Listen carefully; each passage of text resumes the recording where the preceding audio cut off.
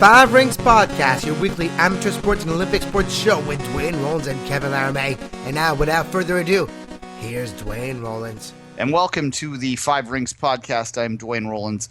Kevin Laramie joins me as always. A bit of a sad podcast for me today. As we mentioned last week, I lost my childhood team.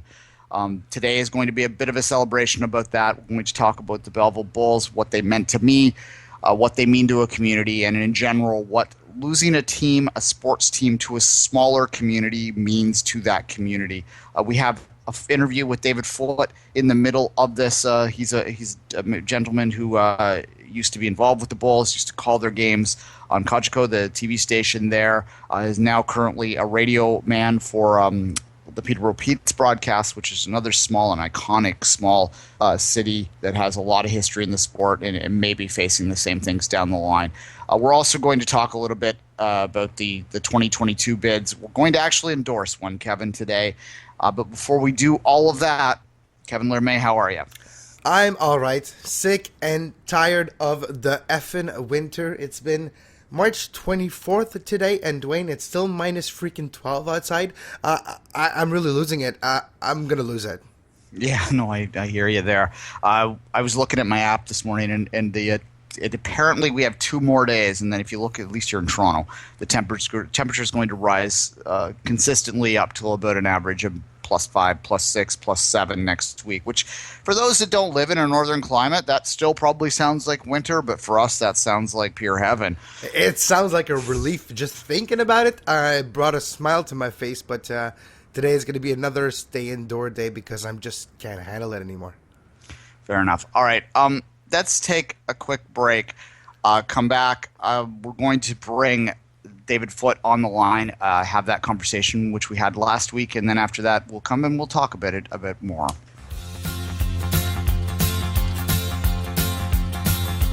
Could have been the whiskey, might have been the gin, could have been the 3 or 4 6-packs, I don't know, but look at the mess I'm in, my head's like a football, I think I'm gonna die, tell me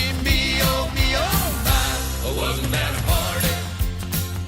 Someone took a grape. And welcome back to the Five Rings special podcast about the loss of my childhood team, the Belleville Bulls. And we're pleased to have with us now a man, David Foote, who works for the radio station Extra 90.5 FM in Peterborough. He's involved with the Peterborough Petes game day broadcast there. He used to be on CJBQ, which is a call letter that's very familiar to me as a child because that's where I always listened to the Bulls games. And he was there for many years, used to call the Bulls games on Cogeco as well on the TV side. So, David, thanks for joining me today.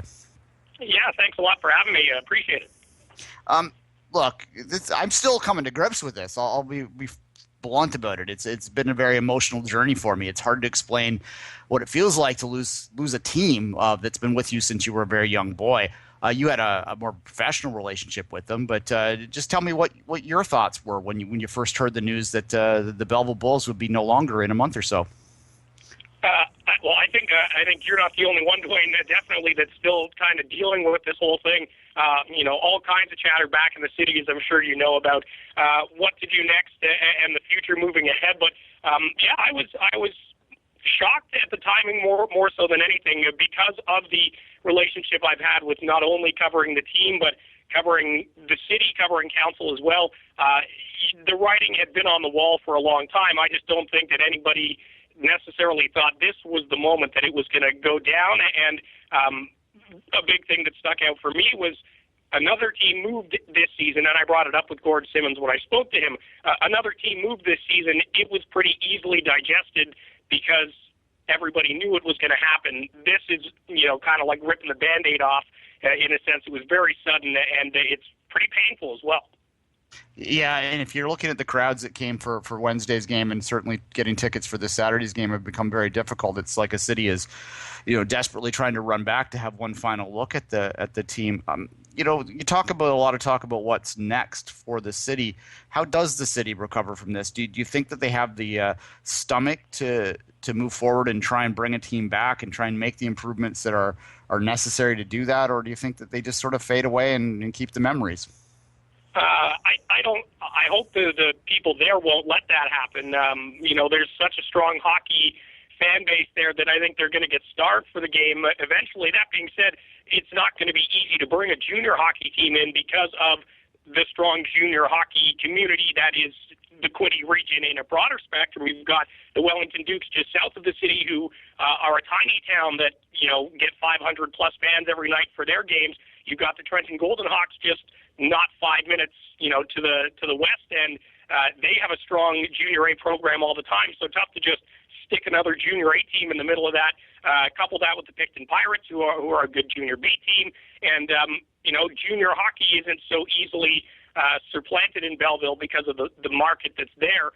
But the city needs something, I think, just to sustain it. A lot of people felt that was one of the last big attractions to the town. It was the Belleville Bulls, and now there's not really much else there. With the Bulls moving, is it an example? Is it a microcosm of what's going on in junior hockey as a whole? Are the teams that are big becoming too big and the small team too small to stay alive? Yeah, I think so. I think it's pretty obvious when you look at teams, and I mean focus mostly on the OHL, but teams like the London Knights who have millionaire owners that are pumping tons of money into not only the team but the building as well. And I mean, London's a huge city as well. The city is willing to commit those kind of dollars. It's the biggest thing now is getting smaller municipal governments to be willing to commit so much money to projects like that. And especially in a case like Belleville, where there was always kind of a distrust between council and the ownership, that they could never really get a deal done in that sense. And what do you think is next for the OHL as a whole? Do you think there's going to be still some smaller team left in a couple of years from now? We're talking Brampton left a couple of years ago. You talk about the Petes and all that. Is there a problem? And is there going to be some small team left for small communities around Canada? I hope so. Here in Peterborough, we are in a very similar situation with the Belleville Bulls, where our arena is almost 100 years old. It was renovated for about $11 million recently, but still needs a pile more money to be put into it. So I think it just comes down to the individual markets to decide whether or not they think that OHL hockey is something that is beneficial to their community. I would say it is. I think anybody that lives in an OHL market would say it is. But that being said, it's up to the people, I guess, who run the city and then the citizens who vote for them to push for them to make those commitments to ownership. David, we have some international listeners in this show, Sure. people that may not necessarily understand what junior hockey means to Canadian communities. Based on your experience, can you help those listeners understand what it means, what a junior hockey team means to a community, particularly a smaller community? Well, these arenas become so much more than just a place to go watch the game. It's not so much about, you go to an NHL arena and you can tell they're just trying to gouge you for as much money as they can when you walk in the door. You go to a junior hockey arena and that's not going to happen. You're going to watch the game, but more importantly, it's where people in the community go to meet. I go back to Belleville frequently. I'm going to call the game on Saturday night, actually with my colleagues Tim Durkin and Wayne Elder, who have done the games there with me for a long time. And there are people there who have stood in the same spot of the rink for 34 years and haven't missed a game at home. And I go back with the Petes, and they still stop, and they'll talk to me. And you get to know these people, and the people in the community get to know these people, and it's something for them to do.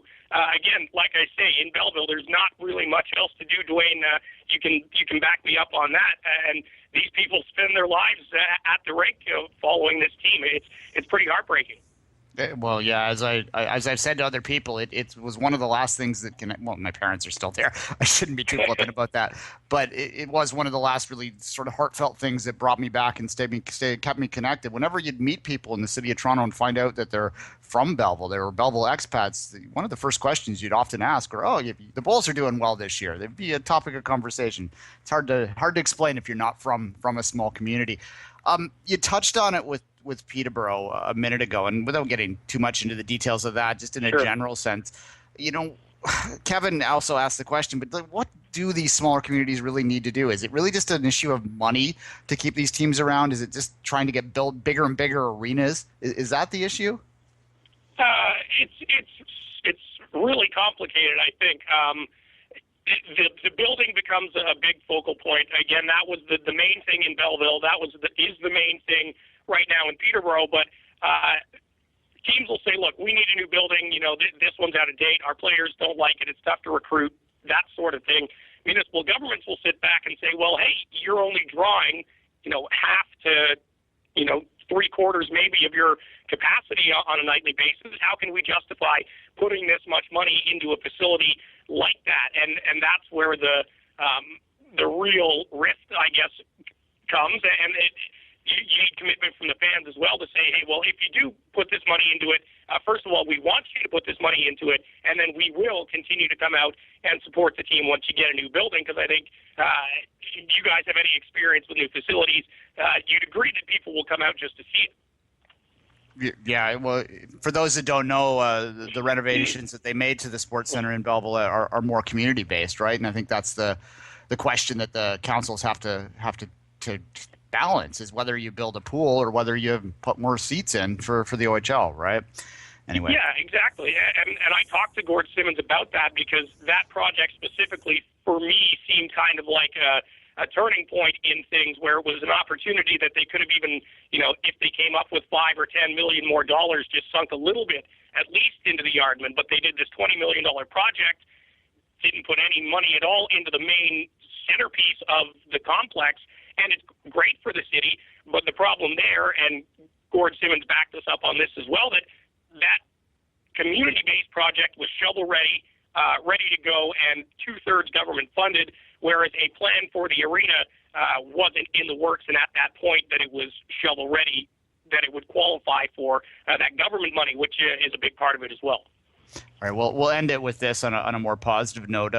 During your years associated with the club, what would you say your highlight is? What will you remember about the Belleville Bulls when it's all said and done? I think just the steadiness of the team. George Burnett was the head coach, the only head coach I dealt with during my 8 years dealing with the team, and it didn't seem to matter who he had at the start of the year. He was going to ice a competitive team, whether they were fun to watch or not. We'll leave that up to the viewer, but he always seemed to ice a competitive team, a close group, and was able to produce at least one or two superstars throughout his time. I was able to see all three Subban brothers in my time in Belleville, so that was pretty cool as well. And their run to the Mem Cup anyway, OHL final losers in '08. Was pretty outstanding as well with that team. They had Bolesky, Matthias, and those kind of guys. So it was pretty outstanding. They're going to have 30 or so alums back on Saturday, so looking forward to going back there one more time. David Foote from Exeter 90.5 in Peterborough, and I don't know if enjoy the game on Saturday is the right way to put it, but we'll say that. Enjoy the game on Saturday. Yeah, we'll absorb it. We'll drink it in, and we'll try and make it last for as long as we can. Hopefully we'll get to overtime or a shootout. Cheers. Under my kitchen table, talking to my old tomcat. They were talking about a hockey. The cat was talking back. Along about then, everything went. And welcome back. A word about the bumper music. That's the Irish Rovers, a famous old jig, if you like that kind of music, from I think it's 78 or 79, something like that. The reason we're playing it during this show today, Kevin, is because for about a decade and a bit, after every single Belleville Bulls goal, after every single Belleville Bulls game, they would play that as their theme song. It's a funny theme song because it's a junior hockey team, and it's basically a song about getting hammered and getting yourself in trouble with the law. And these kids aren't even old enough to drink. But the story goes that in their Tier 2 years, so this is 1979-80, I believe, Belleville always used to play a game on New Year's Day. That was a tradition right to the end. They would play a New Year's Day game, and they were getting ready to play the New Year's Day game, and the team was very, very good that year. They finished second overall in the Centennial Cup, lost in the championship final. I'm trying to think who it was. The Prince Albert Raiders. That's who it was. Yeah, All how right. can I forget that? They destroyed an early part of my childhood. They beat a team called Gloucester out of Ottawa in the Ontario Championship, which was an epic game that I used to have a audio cassette tape of for years that I would listen to over and over again, the call of it. But anyway, On your yellow Walkman? yeah, probably.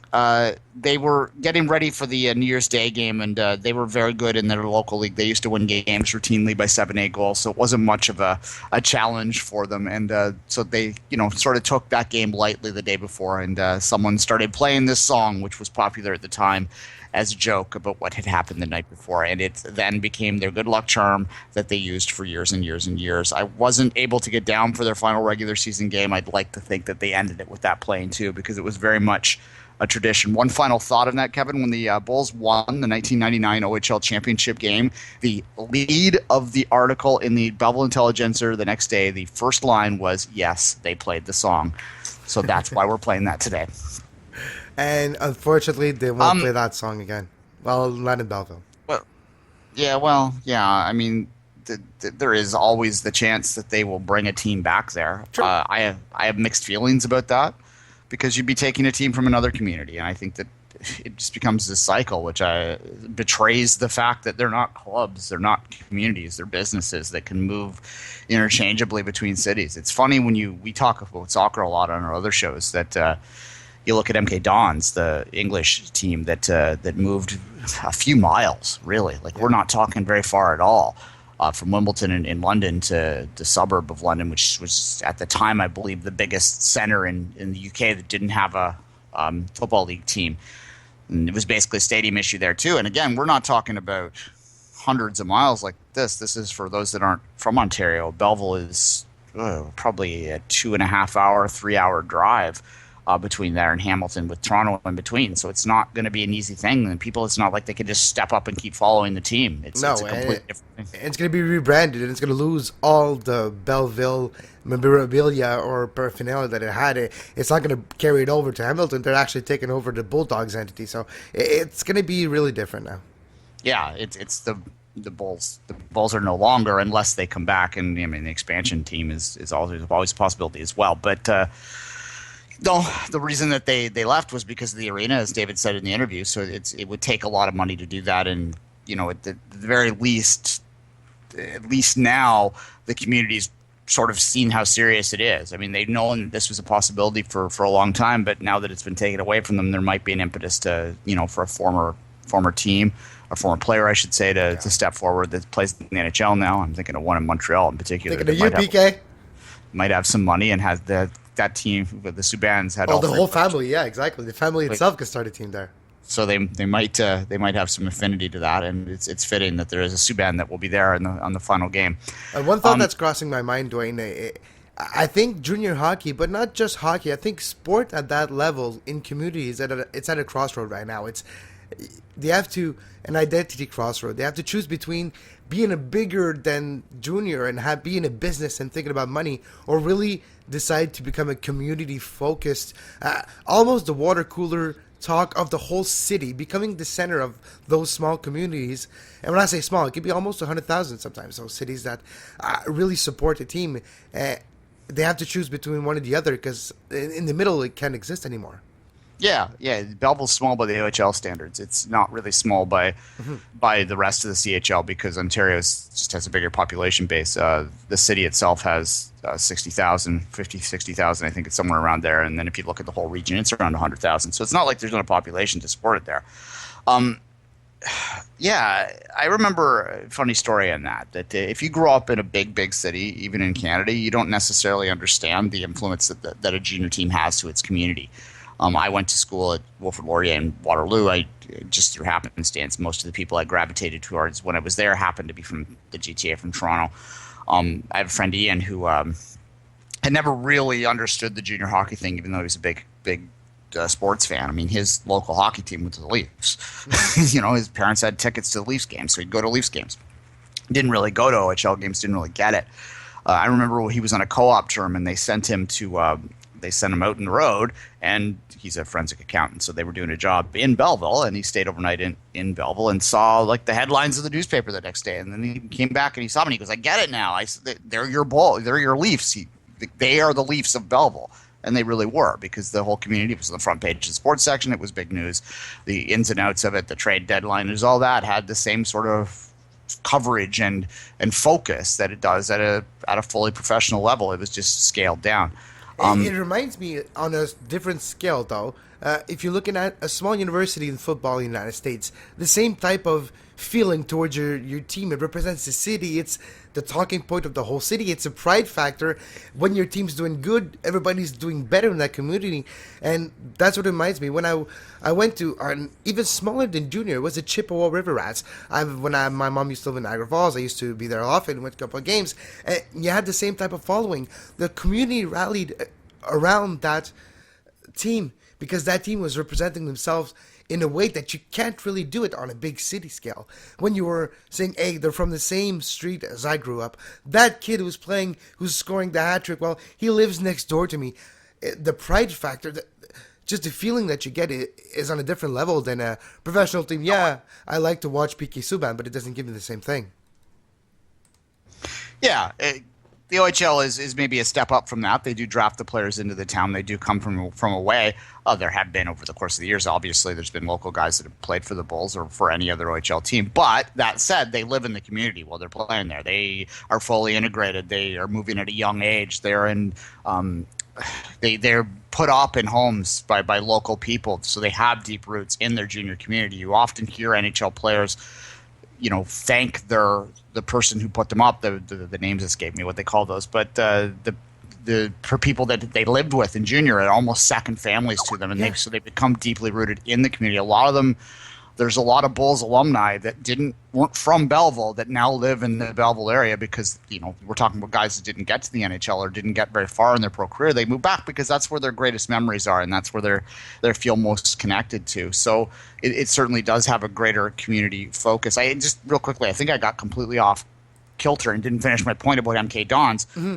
MK Dons, it's people still call it franchise FC over there because they do not like it, and they make fun of it, and they think it's just horrific that this team moved. And again, we're talking about 30, 40 miles, not 200-300 miles. We're talking about a very, very exceptional situation. They don't even like moving teams like a couple miles over there. Even like stadium shares in that become very controversial. Moving your stadium because it's just the fans just don't accept it, whereas they do in North America because we're so ingrained. We're so there are probably people that are listening to this that are aware of the Bulls situation and think, well, they didn't get the arena filled and it's business. Well, it shouldn't be a business because sports, and I've talked about this before, in that term social contract. There is a social contract that we have, which is a term, if you want to look it up, it's an academic term. But what it means is that we have an unwritten, unspoken agreement that we agree to care about this team, that there's no other reason to, and they agree to in turn represent us in a way that's fake in a lot of ways when you look at it outside the box. This is a sports team. They're not truly we don't win a trophy when they win.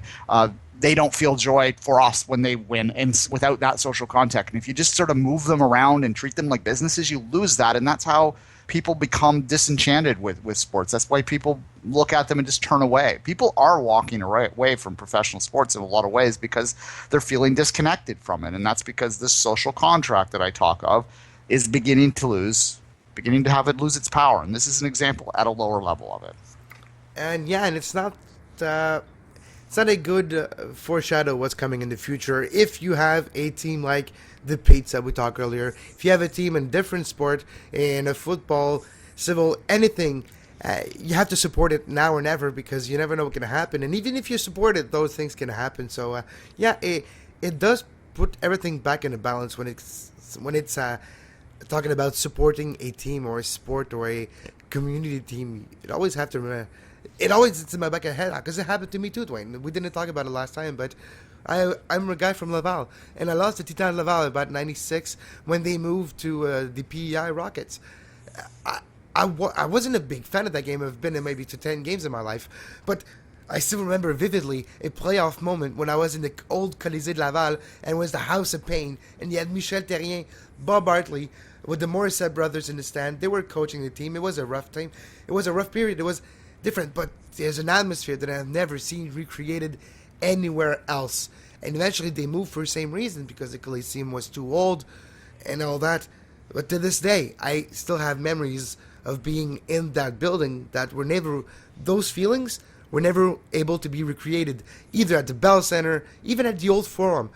I was at the Old Forum, it's not the same, but that moment in Laval, that night in the playoffs, with the House of Pain of the Titans de Laval, that memories, to this day, it can't be recreated. There's something magical almost to it, and you only get that in a small community atmosphere. Yeah, well, no, absolutely. And I'm sure that although you feel that way and were only there a few times, I'm sure there was someone who was a season ticket holder that still to this day laments the fact that Laval no longer has a team. It's affected even greater, right? Exactly. There was a team event. The team prior to that, the Voisin, had Mario Lemieux, and eventually it became the Titans Laval. But it had history too. It reminds me of Belleville in a way. Yeah, no, absolutely. I'm going to talk real briefly about sort of the direction of junior hockey in Canada and sort of compare it to other sports a bit, and then I'm going to end with one last anecdote. It's a story that I told Kevin off air last week when we were talking about this show, and I think it's a good way to end it, Kevin, once we get to this. But in terms of the junior thing, we sort of touched on it in the interview.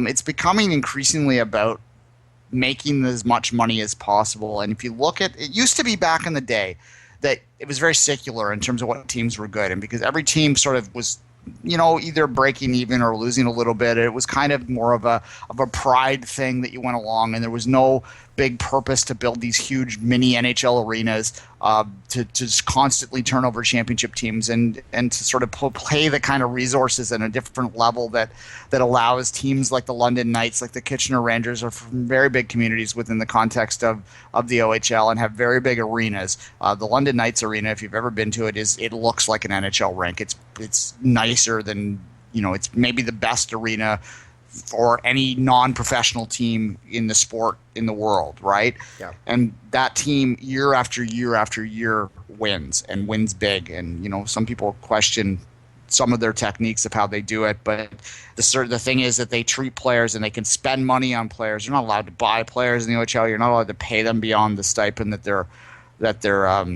allowed by the league.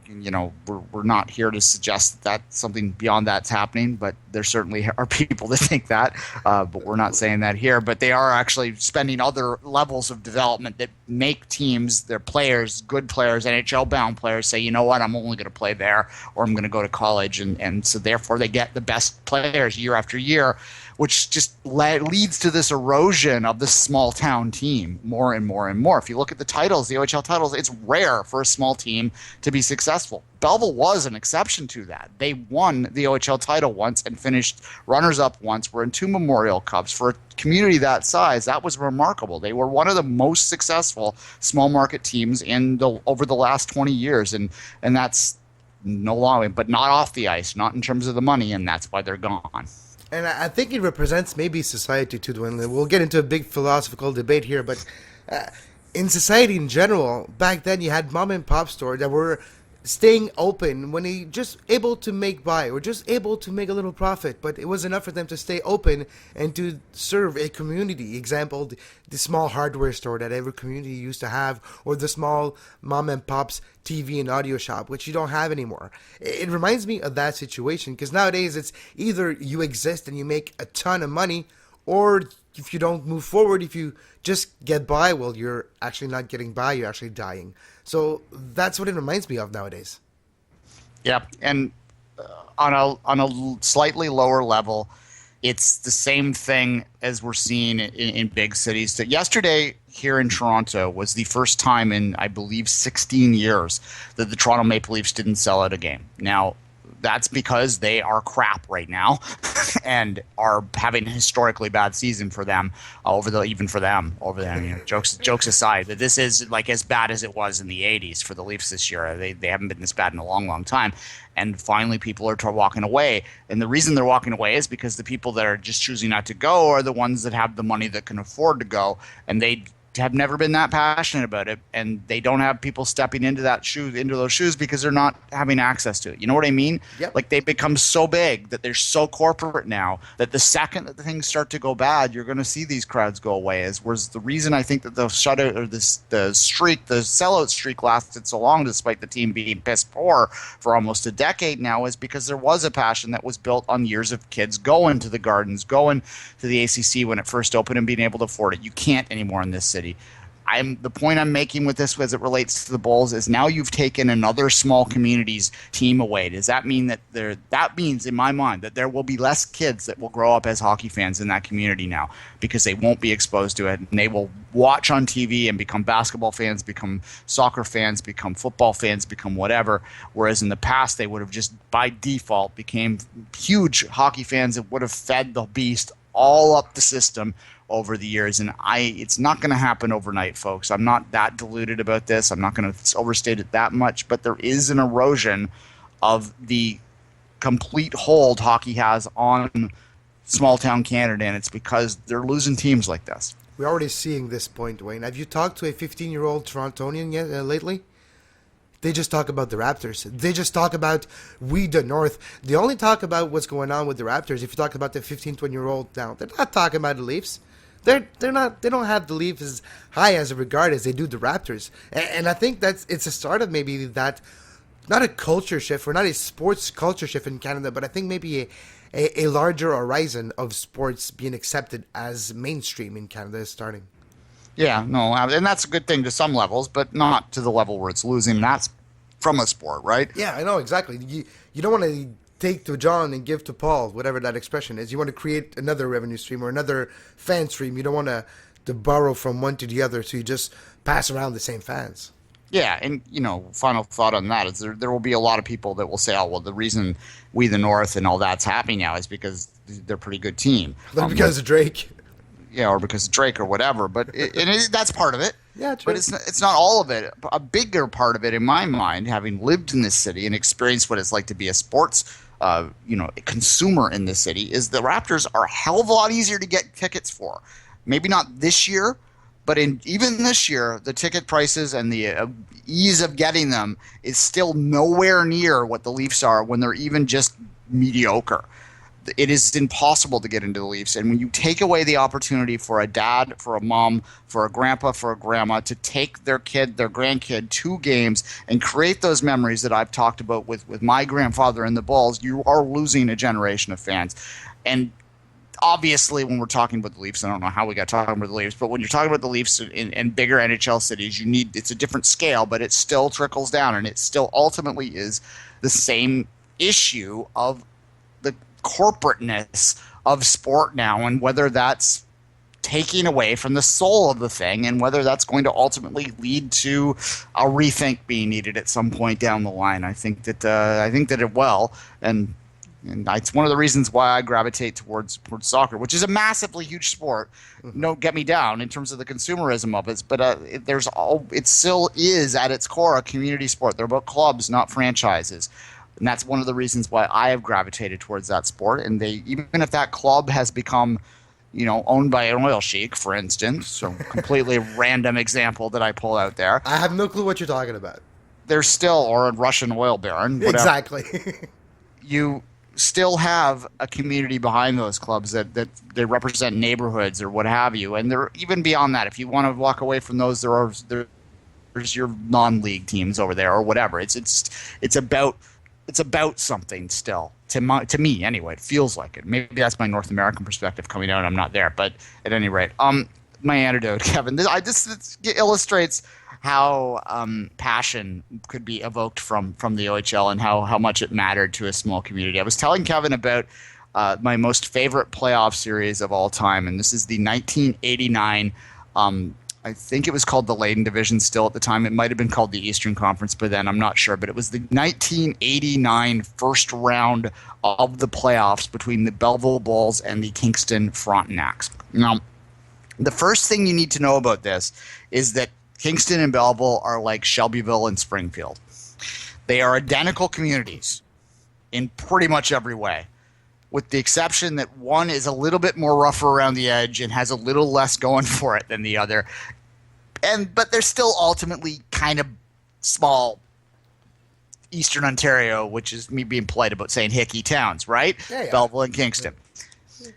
They both have hockey teams, and the one exception, and for instance, Springfield is Belleville, Shelbyville is Kingston, because so Shelbyville has the university, it has the hospital, like Belleville has hospital too, but it has the teaching hospital, and it has sort of, it's just a little prettier, and it's kind of got the lake and all that, yeah. Yeah, Belleville's got the bay instead of the lake, right? So it's fine, but the point is that Kingston's got a little bit going for it, and the Belleville folks, they don't like that. But the one exception to that always has been the hockey team, because the Belleville Bulls could always beat the Kingston Frontenacs. The Kingston Frontenacs are a disaster on the ice, have been for years.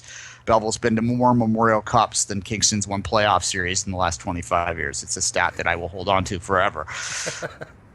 Anyway, so they in 1989, the Bulls were immensely talented. They had 3 first-round draft picks on the team. They were just a really good team, and the preseason polls all had them as one of the favorites to win the championship that year.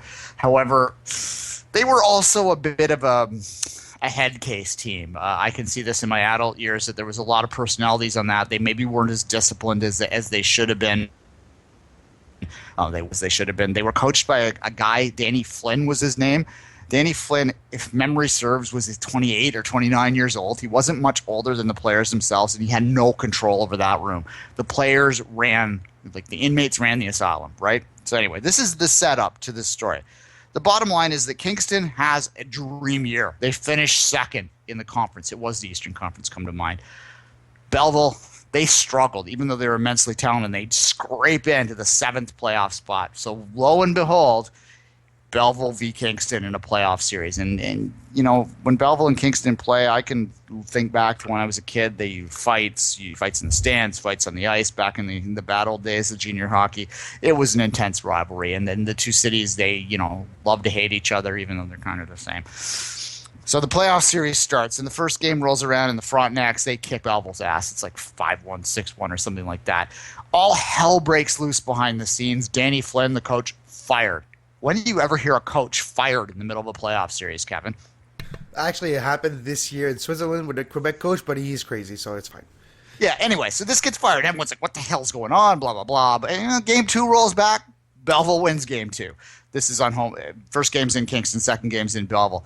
Anyway, it goes back and forth like this. Game 4, Kevin, in Belleville, is the longest OHL game of all time. Still. It went into 4, almost 5 overtime periods. Wow. That's 8 periods of hockey. Yeah, a long time. Went to late night. And I was there. This is a quick aside to that. I was at that game. I was there with a couple of my friends. We were in early high school, and my parents drove me down, and they were waiting to pick us up after the game at this gas station that they used to meet us at. And my friends and I, as it got into like first overtime period, whatever, we're not too worried about that. It goes into the second overtime period, we're like, at the end of that, we're kind of looking at each other and going, my parents are waiting out there. Should we leave? And we're like, hell no. I'm going to take the punishment. I'll take it for the team, boys. That's free cell phone, right? That's before you could just send a text or call. They're already out of the house. There's no way to reach them. Yeah, no, absolutely. There was no way in hell we were leaving that arena. Anyway, third overtime, fourth overtime, so it finally rolls around, and Belleville won the game, as you might be able to tell. And we're going crazy, but I can actually still, in my mind, see the goal. It was off of the line change. The guy came in, top corner. Anyway, beautiful. All right, so we're after the celebration, after we settled down a little bit, we're kind of like, oh crap, we gotta go find my parents now, and we're like 3 hours later, right? So we're like we get into the van, and my parents are just looking at me, and then they started laughing. Going, we were listening to the game on the radio. We weren't going to expect you to leave. Everything is okay. So I didn't get grounded. Oh, wow, nice. Well, I mean, they understood. The game's on the radio. What did they just come to the arena then? Well, they could. They probably wouldn't have known. They could have walked in. They wouldn't have been checking tickets because they're too busy watching the game. Yeah, well, they stopped checking tickets at the end of the second period for years because when we were in high school, that was the trick that we learned, is that we would go out to the movies or whatever, and then we'd go to the 7 o'clock show that would end at 8:39 or whatever, and then we'd just go watch the third period of the Bulls game and then go out after that. That was our high school routine. Nice. Anyway, so this is game 4. It's 2-2 in the series now. Long story short, it gets to game 7. Game 7's in Kingston. They have literally gone win, loss, win, loss, win, loss throughout this series. It has been intense. There was a bench-clearing brawl in the one game. Oh, I didn't tell that story. That was game 2, I believe. Yes, it was game 2. There was a local kid. His name was Steve Bancroft. Leaf fans don't want to hear that name. He was the 21st overall draft pick to the Bulls in that draft, and he never really played for them. So anyway, he had a bad shoulder, and everyone knew it. And again, he was a local kid. He was from the same small little village that I was living in, just north of Belleville, called Madoc. And all of the men were very protective of Steve because he was the great hockey hope that was going to bring glory to them, through playing in the NHL. There used to be a banner in the local arena that said, Madoc, home of Steve Bancroft, future NHL star. No pressure on the kid. No pressure at all. He ended up playing like 21 games in the NHL. I digress. But anyway, so there's this Mark Major was his name, the Frontenacs player. You can tell that I know these names. How many years later? Anyway. Yeah, like 20. And he's punching Steve on the shoulder. Boom, boom, boom, on his bum shoulder. And everyone in the rink knows this. And this rink is full of grown-ass men that want to protect this 18-year-old kid at all costs because he is their one hope to give something to that little town. So anyway, Steve comes backing up, and he's against the boards and poking him in the shoulder. And all of a sudden, out of the blue, I see about 5 men wearing Madoc baseball jackets running towards the boards. And the one guy reaches over, grabs Major. The other guy starts pounding him on top of the head. All hell breaks loose at this point. You have security guards trying to pull out there. I can still picture there was this little girl that was like crying in the corner, and someone reached up and picked her up and put her in the penalty box so she wasn't around the brawl. The bench is clear. It was nuts. Anyway, we digress. So you get the picture. It's a pretty intense game. Game 7 rolls around. My grandfather secures me some very, very well-wanted tickets all over the region. I am the most popular boy in school that day, let me tell you. And I ended up going there with my friend. I was a nice guy. I had 4 tickets. One for myself, obviously. One for my friend who happened to have a car. And the quarterback of the high school football team and his girlfriend. Nice. So there you go. So we go to the game, and Belleville wins the game because Kingston can never beat the Bulls, guys, ever. I am at one point standing on the glass, pounding it, boom, boom, boom, and this big guy, and this is Kingston, and Kingston's got some rough edges, comes charging towards me, and a security guard pulled him off, and they told me to get the hell out of the arena, so we get out of the arena, blah, blah, blah, blah. We're driving back between Belleville and Kingston, and we all had these red pom-poms that they gave us in the game before in Belleville. So we're flying them out of our cars, and we're passing other cars that have the red things out there, and we're honking our horns and hanging out the windows for the 45-minute ride back on the 401. And we pull into the Quinte Sports Center. I remember saying to my buddy who was driving, we should just go to see if there's anyone at the rink waiting for them. There was 3,000 or 4,000 people from the city of Belleville that were standing there waiting for the bus to roll in. This is a first-round playoff series. Anyway, so yeah, as soon as we see that, we're staying. Well, a few minutes later, the Bulls bus comes rolling in, and these guys, like, these are teenage kids, right? They're looking at it, and there's like 3,000 people standing out there in the middle of a Tuesday night in Belleville, just going, yeah, we kicked their ass! And Scott Thornton, Bus and Bruce fame. Not Scott. His brother, his cousin that used to play for San Jose. Okay, yeah, Sean Thornton. Whatever. No, one of the Thornton brothers. I can't remember their name. He's the lesser of the Thorntons. He was a first-round draft pick either. He was picked third overall by the Leafs. He didn't play for the Leafs either. That tells you a little bit something about the Leafs drafting back then. Anyway, he opens the roof of the bus, and him and Darren McCarty, who everyone knows from the Detroit Red Wings fame, are standing on top of the bus with McCarty had his shirt off, if memory serves, with like waving these little red pom-poms they had found too. The bus is surrounded by people, like kind of shaking it a little bit. And they all jump out, and then all hell broke loose. And eventually, because we're Canadians, we went, okay, what now? And went home politely. But it's, that was what happened back then, man. That was what the Bulls were to that community. And now they're gone, and you can tell a little bit of why it's sad. It's really sad. Anyway. All right, Kevin, This was a bit off kilter, this show, but I thought it was probably necessary. Let's take a quick break from that. Play me the Irish Rovers one more time, and then we'll come back and we'll talk about El Matty in Beijing and Boston. Playing tricks on me, but I think I saw my buddy cutting down my neighbor's street. Could have been the whiskey, might have been the gin, could have been the 3 or 4 6-packs, I don't know. But look at the mess I'm in, my head's like a football. I think I'm gonna die. Tell me, oh, why wasn't that a party?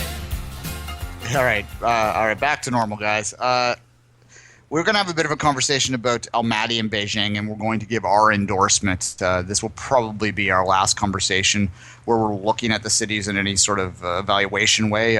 Most of our coverage of the 2022 bid, the games no one wants moving forward, will be pragmatic. It'll be about what's happening rather than what we think's happening or anything evaluation like that. That kind of makes sense. The actual pick isn't soon. It's in a few months. So thought we'd endorse one right now, Kevin. But before we do that, there was a bit of news out of Boston. The Boston 2024 people, which are the people that support the bid, the bid committee, the BBC, I like to call them, they have said they're going to have a statewide referendum where they're looking for 50% of the vote.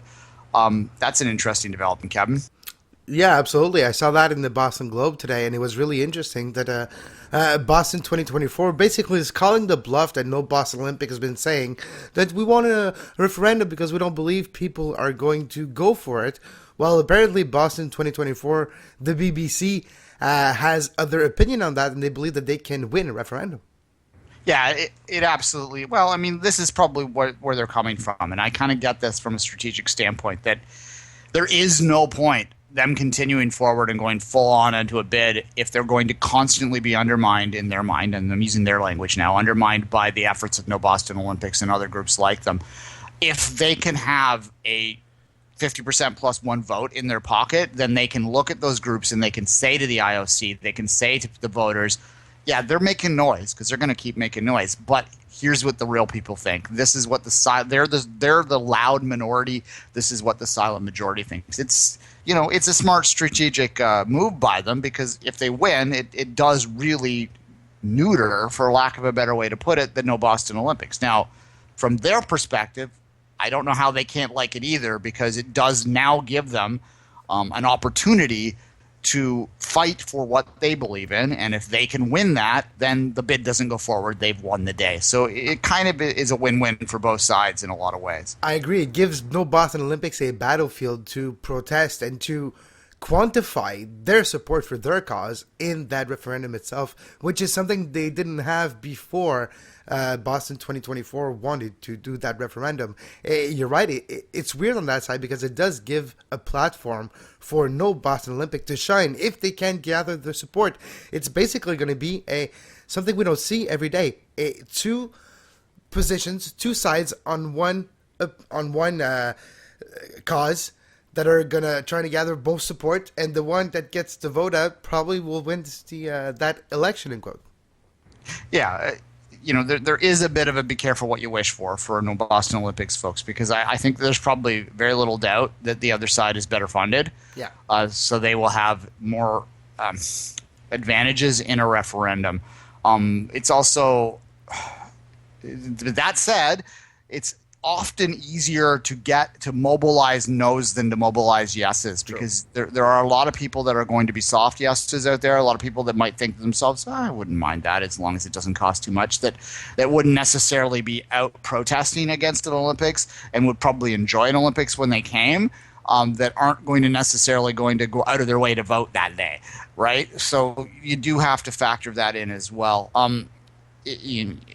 So it's interesting, and I'll be curious to see what No Boston Olympics' reaction to this is. It is what they've been asking for in many ways, but I think that there's an argument to be made that they might be better able to block the games by just continuing to be the sort of guerrilla in their tactics, to just undermine the bid group like the Bread Nut Circuses folks did in Toronto 96, which there's no referendum in Toronto 96, and had there been a referendum, maybe maybe the Toronto supports the games and the Bread Nut Circuses goes away and the Atlanta games are in Toronto, not Atlanta, right?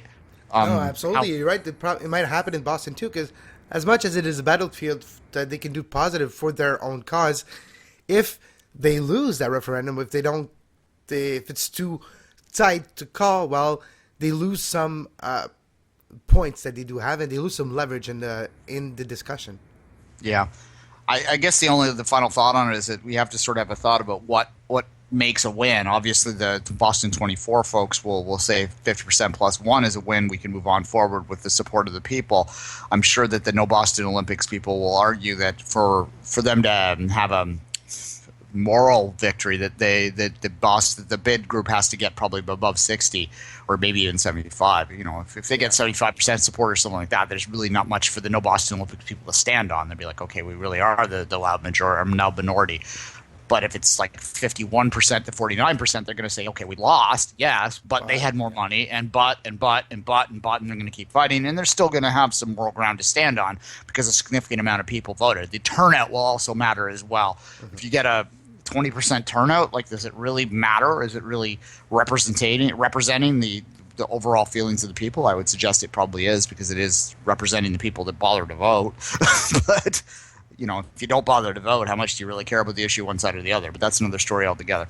All right, we'll follow that, obviously, moving forward. But right now, we're going to have a discussion of the pros and cons of the games no one wants.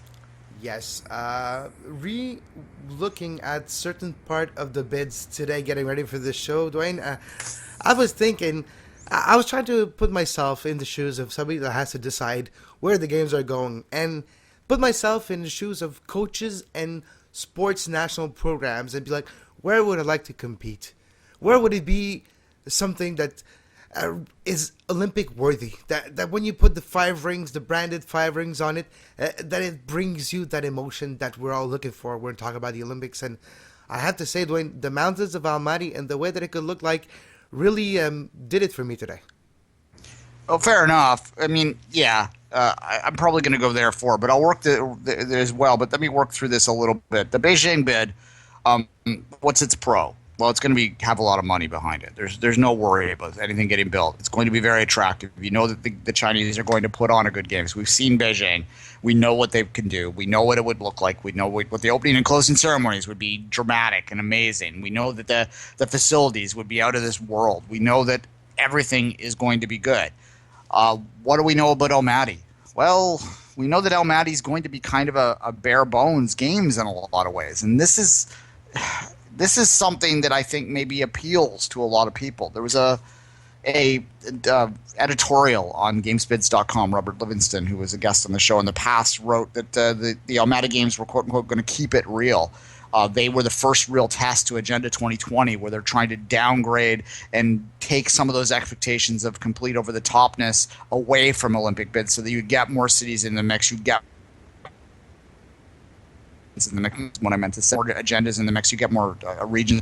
So to him, and he basically, if you read between the lines, and I don't want to speak for him, but in my opinion, he was basically endorsing Almaty himself, claiming that this was the first test. But what I wonder is whether the voters, the IOC voters, are going to view it the same way. What they may see, what he sees, what we see as a good movement towards a reasonableness, they might see as a downgrading of their property, and this is the ultimate value. But when we get right down to it, Kevin, I agree with you, and I think that we might as well roll the drum, Kevin. Roll the drums. The 5 Rings podcast officially endorses Almaty, and that should swing the vote, don't you think? Well, of course, it does swing the vote. We have the only Olympic and amateur sports podcast in the world endorsing Almaty. Of course, it has some weight in the balance. Absolutely, I would hope. Look, what it comes down to me is it's exactly what Livingston wrote on GamesBids. It has to do with what's right at this point. There is already 9 venues built for Almaty. It's a half day to travel to see every venue, so it's a tight little area. Whereas China, you have this massive area between the Alpine Games and the arena sports. Put into sort of the less black and white things here, and it certainly absolutely is something that that speaks to the need for them to follow through on what they've said before. No, absolutely. It's time to, as one of my old bosses used to say an expression that I really like, it's time for your boots to follow your lips. And it's time for the Olympic movement to not just talk about Agenda 2020 and how to bring those games back to the people in less extravagant. Well, it's time for them to act towards that and not just talk about it. Absolutely. All right. I think on that note, Kevin, let's call it a show today, and we'll be back next week to have, hopefully not have quite as a depressing middle segment, but I think that was necessary, and I hope people enjoyed it. But in the meantime, Kevin, I'll let you, as always, say goodbye.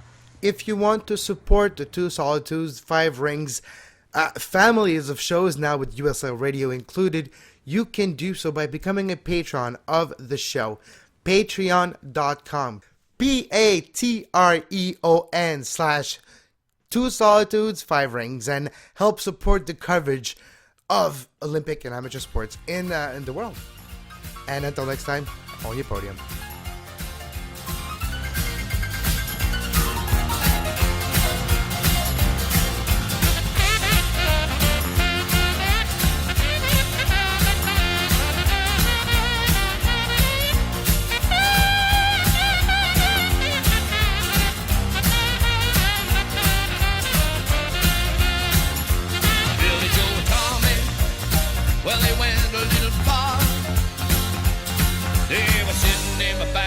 Blowing on a siren from somebody's police car. So you see, Your Honor, it was all in fun. That little bitty tractor meet down on Main Street was just to see if the cops could run. Well, they run us in to see you in an alcoholic haze. I sure can use those 30 days to recover from the party.